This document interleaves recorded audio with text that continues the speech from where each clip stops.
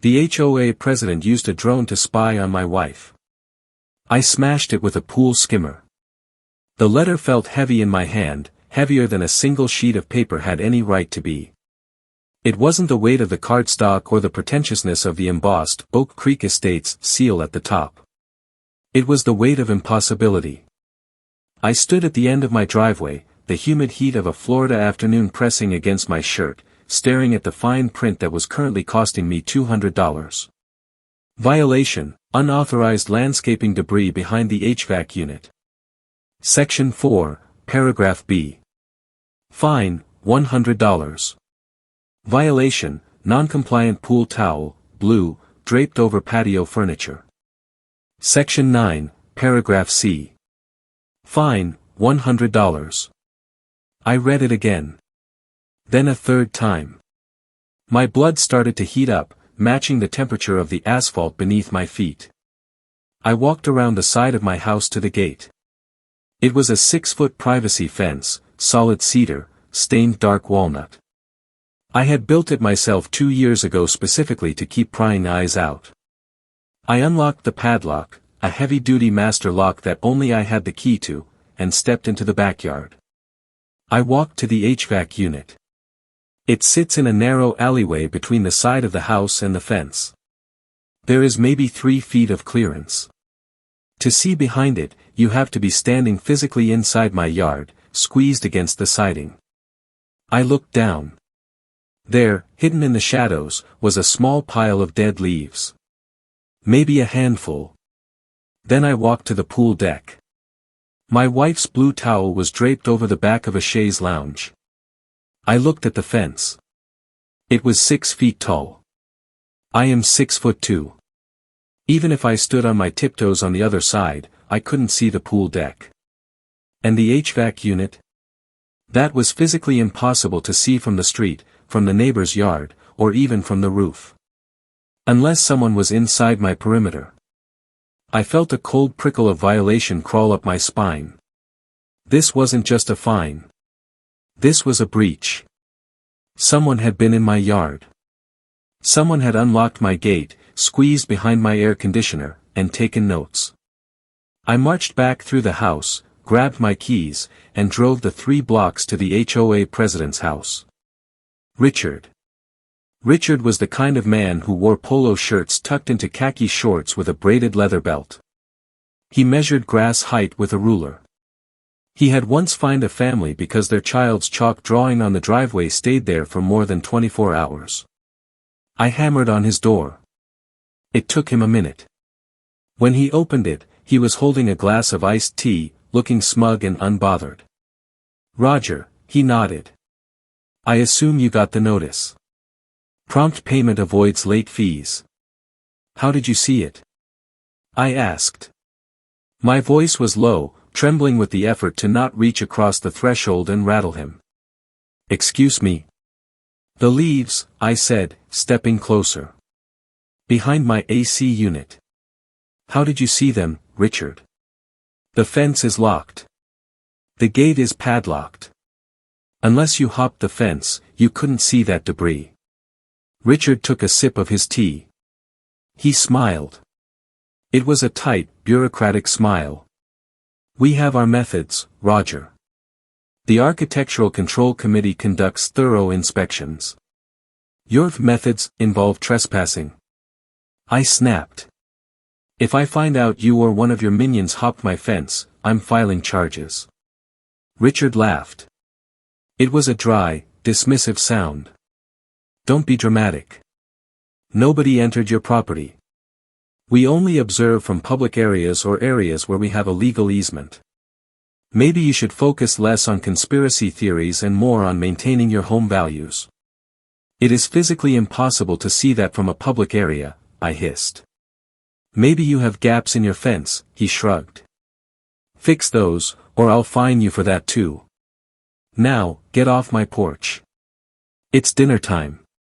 He closed the door in my face.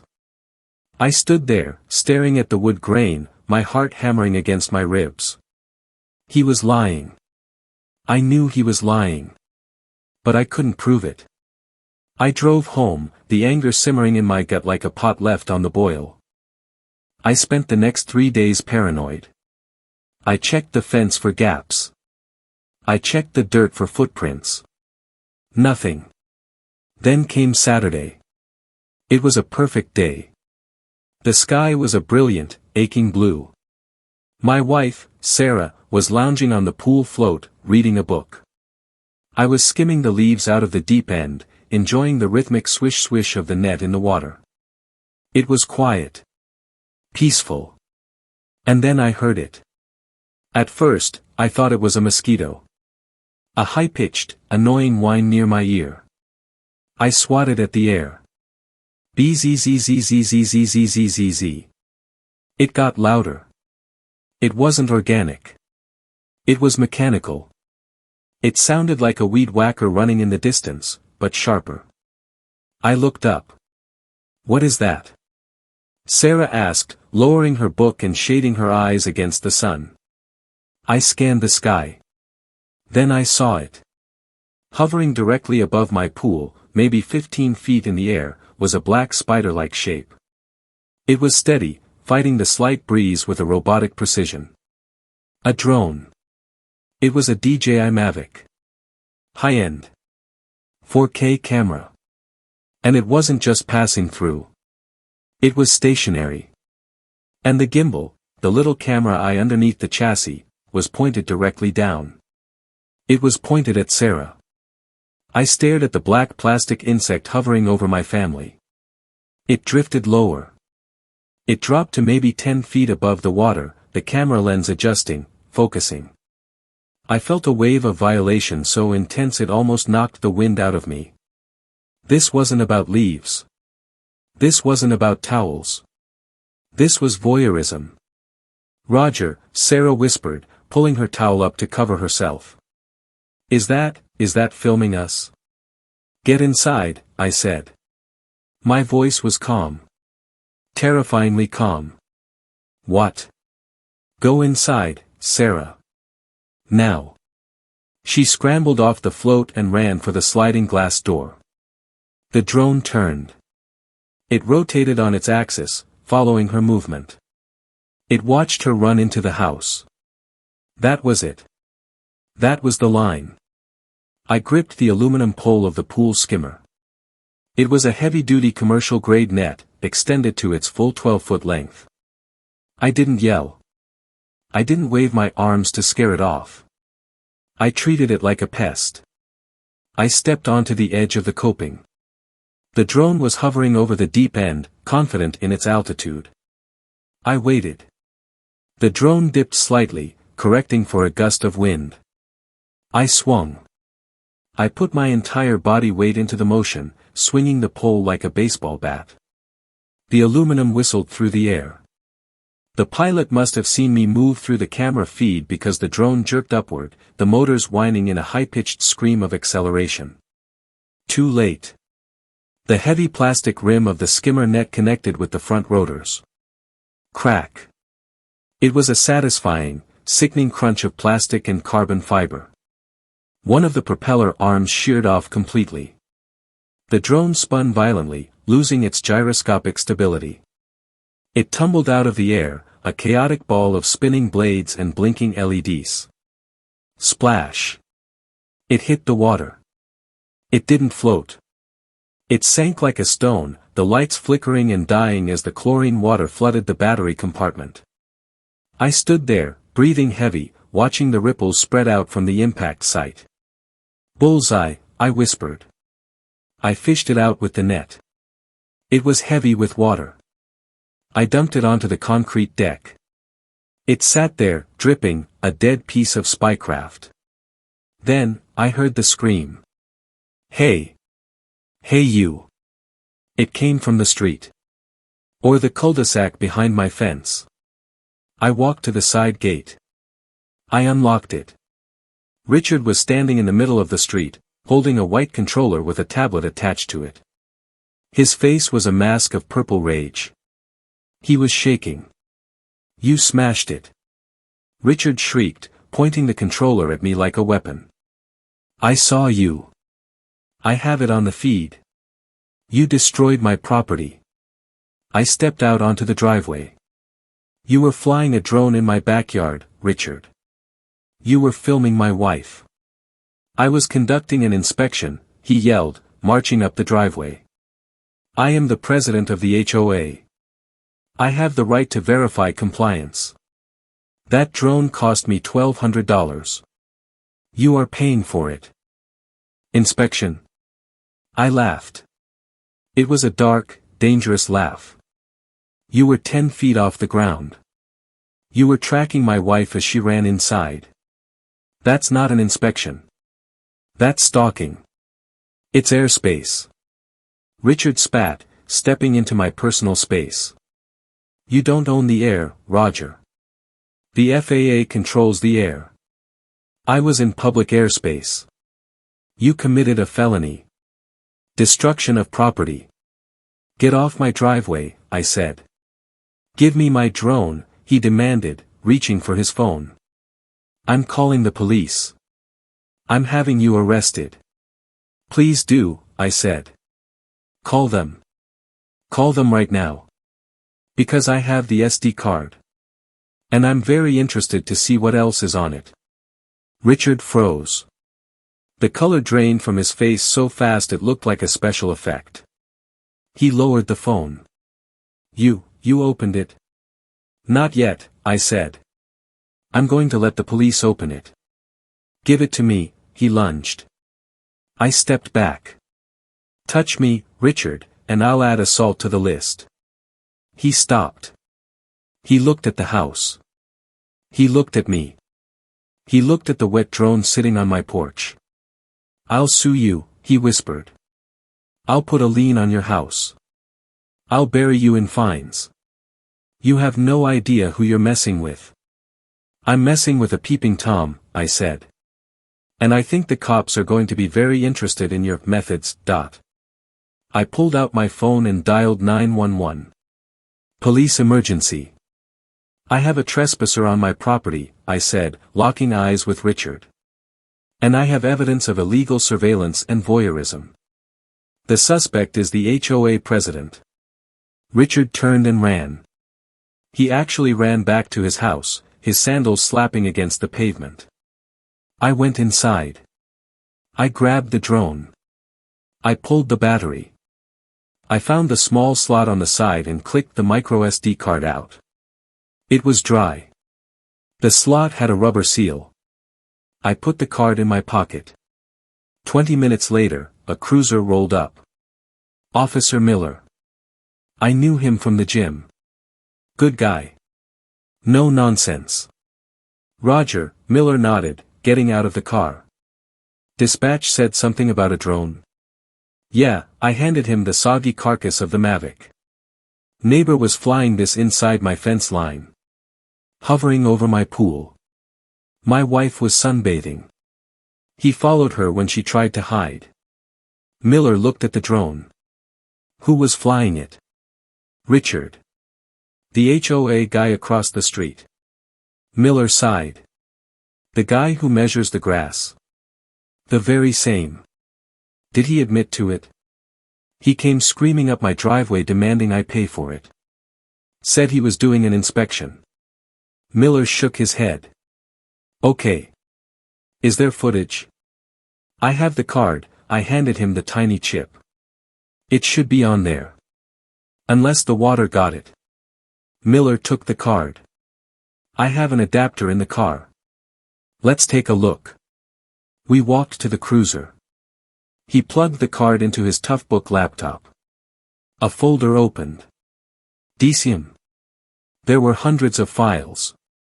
Miller clicked the last one. The video played. It was shaky at first, then stabilized. It showed my roof. Then it dipped down.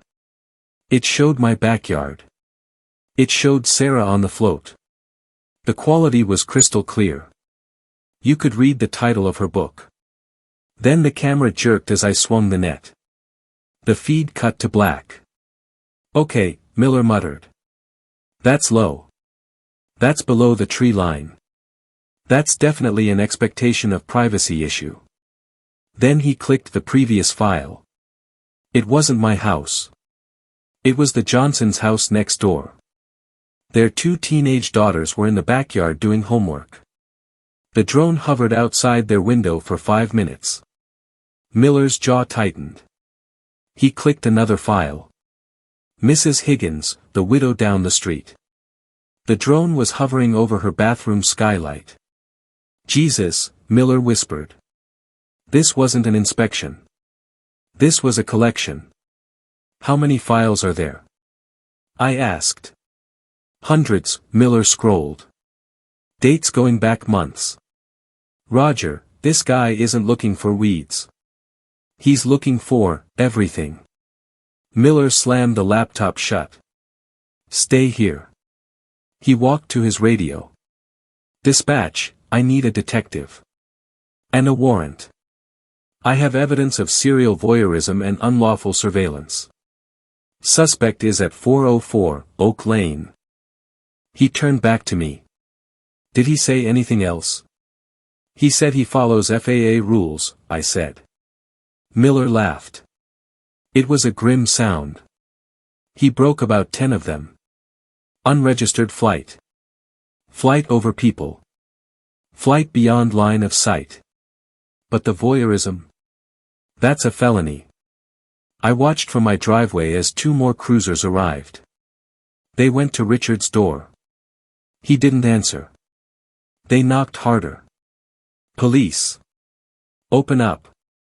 Nothing. Then, the garage door started to open. Richard was in his car, trying to back out.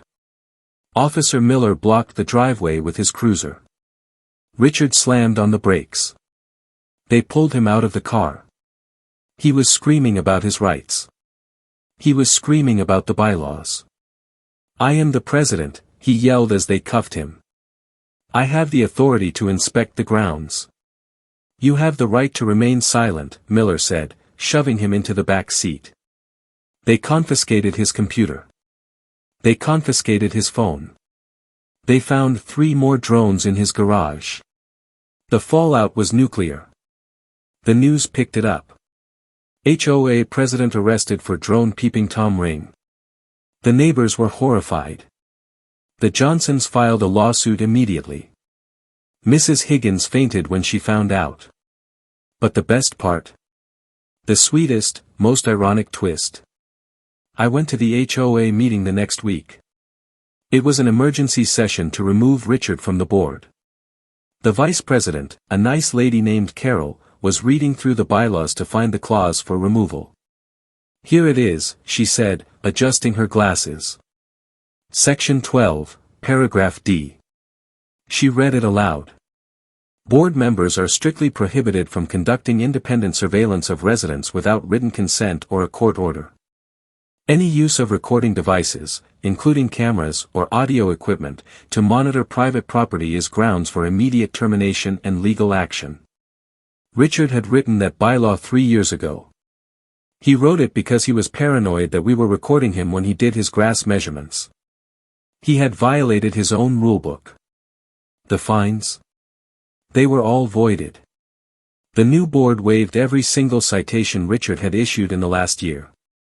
I got my $200 back. I still have the pool skimmer. It's a little bent from the impact. I kept it. I hung it on the wall of my garage like a trophy sword. Sarah won't sunbathe for a while. She's still spooked.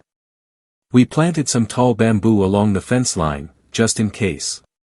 But yesterday, I was in the backyard. I heard a buzzing sound. I flinched. I looked up. It wasn't a drone. It was a hummingbird. I smiled. The sky was clear. The air was ours again. Richard is out on bail, but he can't come back to the neighborhood. Restraining orders from 5 different families. He's living in a motel on the highway. He wanted to see everything. He wanted to watch us all from his high horse. Well, now he's being watched. By a parole officer. And an ankle monitor. So, tell me. Am I the monster for smashing a $1,000 toy and sending my neighbor to jail, or did I just enforce the ultimate no-fly zone? If you have made it this far and want to see more videos like this, then kindly subscribe and turn on notifications so you may never miss another story like this.